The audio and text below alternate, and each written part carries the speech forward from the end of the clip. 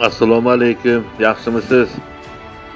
Biz sizga o'sha qabriston masalasida yordam berganingiz uchun oqsoqollar nomidan va oqsoqollar nomidan minnatdorchilik bildiramiz. Mana shu rahbarimiz prezidentimiz ham aytganlar-ku, rahbarlar faqat xalq bilan birga bo'lishi kerak.